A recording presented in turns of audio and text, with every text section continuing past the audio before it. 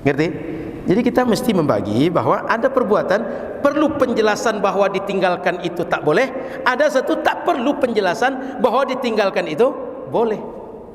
Tapi oleh orang Wahabi dihukum rata, semuanya harus ada penjelasan dari Nabi. Kalau tak ada penjelasan Nabi tak boleh dibuat.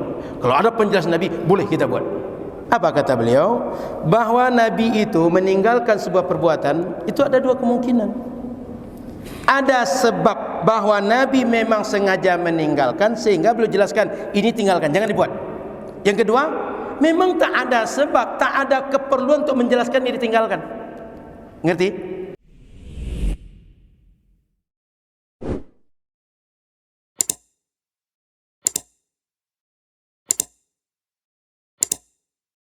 Ini mengenai pembagian dari ulama tentang takut Nabi Sallallahu Alaihi Wasallam.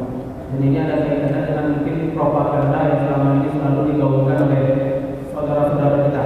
Saya masih menganggap mereka saudara kita, walaupun mungkin mereka tidak menganggap saya adalah saudara mereka. Memang mereka saudara, karena Nabi mengajarkan innamal mu'minuna ikhwah. Nabi mengajarkan orang beriman saudara. Mereka masih beriman, mereka saudara kita, memang saudara kita.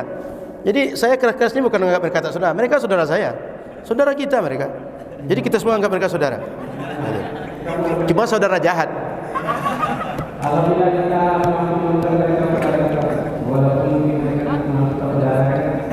Ada dua pembagian yang disebutkan oleh Syekh Al-Umari, bahwasanya nau'ain daripada tak itu ada takun yang mana itu dalam diceritakan yang tadi fi amr Nabi sallallahu alaihi wasallam, ada takun Nabi, dan juga di satu sisi memang tidak ada dorongan tuntutan ataupun untuk orang yang melakukannya.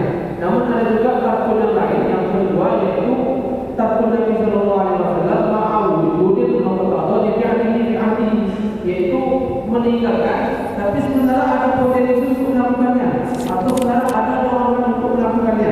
Wa di halaman 1 wa hadza yang tadi mana makhluk, dan tak yang bagian kedua ini itu menghendaki dilarang yang ditinggalkan.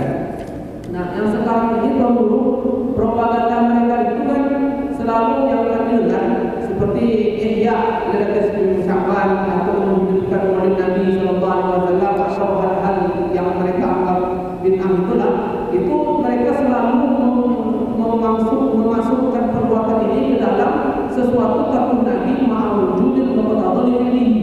Apakah pengklasifikasian atau mengkategorikan ihya Maulid Nabi atau ihya Sya'ban dan segala macamnya itu memang benar termasuk daripada takun Nabi ma'awujudin muqtadha li, atau pengklasifikasian mengkategorikan ini keliru sebenarnya, sehingga ini masuk dalam pembahasan kita pada siang hari ini.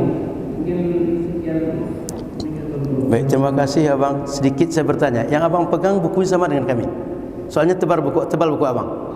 Ini yang saya punya mausu'ahnya dulu. Mausu'ah Syahril. Mausu'ahnya berarti ini juga di situ. Ya. Jadi yang saya mau sampaikan itu, yang belum saya sebutkan itu, yang kata beliau pamungkas itu, yang disebutkan inilah tuh. Sehingga kalau abang baca halaman 25, tengok halaman 25.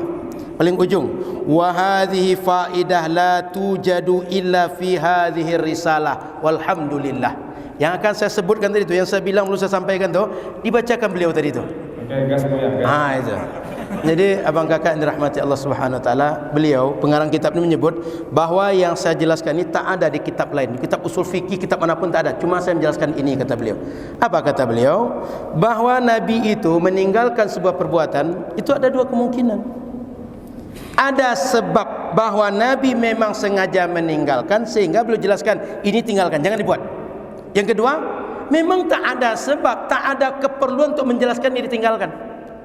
Ngerti?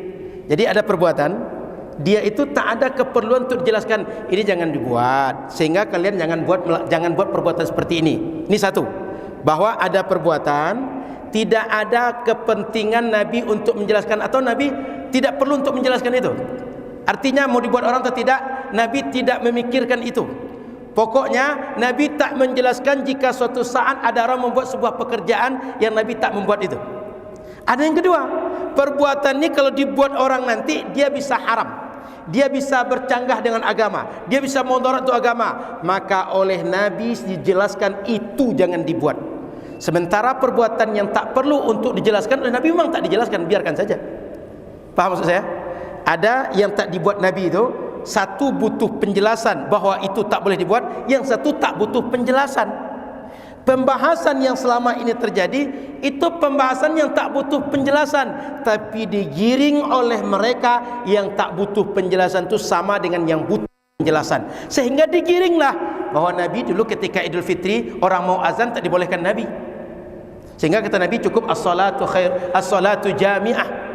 Kalaulah boleh azan dan iqamat, orang akan azan saat itu.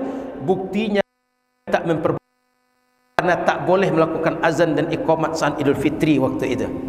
Ngerti? Jadi ada dua hal. Ada suatu pekerjaan butuh dijelaskan bahawa itu jangan dibuat, ada satu tidak butuh penjelasan. Yang hari ini di kita, contoh orang tahlilan, itu enggak butuh penjelasan. Buat buka bersama, buat bedah buku, zikir ketika kita tarawih, kemudian kegiatan memperingati Maulid Nabi, itulah perbuatan-perbuatan di zaman Nabi, enggak perlu ada penjelasan. Ngerti? Jadi ada perbuatan Nabi memang sengaja tak dibuat Nabi, tapi perlu untuk dijelaskan, maka dijelaskan oleh Nabi, dan itu memang harus kita tinggalkan. Tapi kalau tak ada tuntutan untuk menjelaskan, dan memang Nabi tak melarang di saat itu, jika dibuat hari ini, maka dia tak otomatis dilarang untuk dibuat. Itu kata beliau, pembagian tarkun Nabi menjadi dua itu tak ada di kitab lain yang membahas, baru beliau membahas kata beliau. Ngerti? Jadi kita mesti membagi bahwa ada perbuatan perlu penjelasan bahwa ditinggalkan itu tak boleh, ada satu tak perlu penjelasan bahwa ditinggalkan itu boleh. Tapi oleh orang Wahabi dihukum rata, semuanya harus ada penjelasan dari Nabi. Kalau tak ada penjelasan Nabi tak boleh dibuat. Kalau ada penjelasan Nabi boleh kita buat. Itu yang dimaksudkan oleh beliau. Ternyata buku kita sama. Antum megang mausuahnya sehingga tebal, kami pegang yang satu-satunya, risalah satu-satunya. Makasih Ustaz. Jadi wa iyyakum.